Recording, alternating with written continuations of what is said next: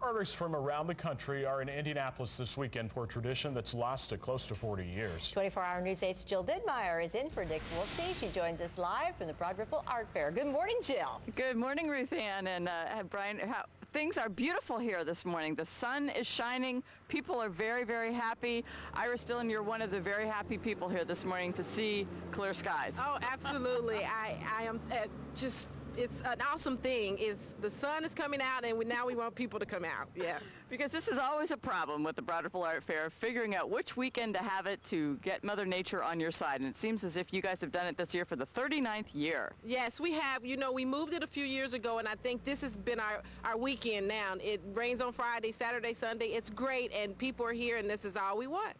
And this year you have even more vendors than before and more artists than before as well. We do. We have 227 artists, and we have 30 food vendors, some new artists. 35% of our artists are new. And I'm sorry, we have some featured Broad Ripple Village vendors that are here too this year. Yeah, we saw the Ripple Bagel and Deli folks are set up, and Hubbard and Cravens have got their coffee percolating this morning. Things get underway at 10 o'clock this morning. They go until 6 o'clock this afternoon, and then tomorrow from 10 to 5. $15 to get in, and this is your biggest fundraiser of the year too. Oh, this is the Art Center's largest annual fundraiser, so we are so excited that people are going to come out and support, because when they come out and buy art, they're also supporting the many programs that we offer. And I think one of the really nice things about this fair is there's art for everybody, all different, not only mediums, but price ranges too. Oh, absolutely. We have it from those that are just getting started and want to buy a small piece to those who have been doing it for years and invest in art. So yes, it ranges and covers all ranges. And speaking of someone who's been doing it for years, Stephanie is here this morning, all the way down from Fishers, Indiana. Hello. But you told me you've been doing this for 15 years. Yes, this is my 15th year at the Broad Ripple Art Fair, and I love the show. It's a great juried art show. And you have beautiful, bright items here this morning. This was a great wake-up call for all of us when the sun kind of started coming out and we saw your pretty bright colors. What influences you in your art? Well, this is something I've always been attracted to, bright colors and whimsical, fun things. And my business is called Scum, and when I first tried to come up with something fun and coming up with the name with the artwork, I first started making fish and aquatic things and mermaids and seahorses and starfish, and I thought, Pond Scum, no one will forget that name, hopefully. So here I am with my bright colored pieces, and it's all made out of clay. And I fire it in a kiln, airbrush it with acrylic paints, and it's also finished with acrylic paints and glazes, and it's beautiful, it's bright, and let's hope that today it's the only thing that has anything to do with water, Daniel and Ruth Ann. I think otherwise we're in for a great day here at the Broad Ripple Art Fair. I hear you. Thanks a lot, Jill. Well, it is a big weekend in Broad Ripple. The 39th annual Broad Ripple Art Fair gets underway later this morning. That's right. 24-hour News 8's Jill Ditmire joins us live with details on family-friendly activities and more. Good morning. Good morning again, Ruth Ann and Daniel. We've moved inside the Art Center here. The Broad Ripple Art Fair goes on today from 10 until 6, tomorrow from 10 until 5, $15 for adults, $2 for kids 12 and under.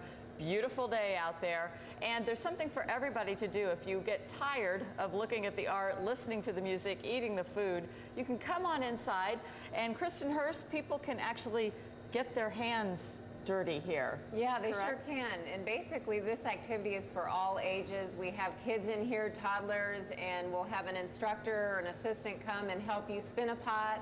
You'll be able to take that home today. It's something fun the kids really love to do. So stop by the studio in the Art Center. Well, as Anthony's going to kind of show me what to do here, tell us a little bit about how you come up with the ideas, the fun kid-friendly ideas that you do for the fair. Yeah, well this one, you know, definitely has always been really popular. So we have this every year, and it keeps growing and growing in size as far as the number of folks that stop by. We also work with Prism, and they help us develop activities in the kids' tent.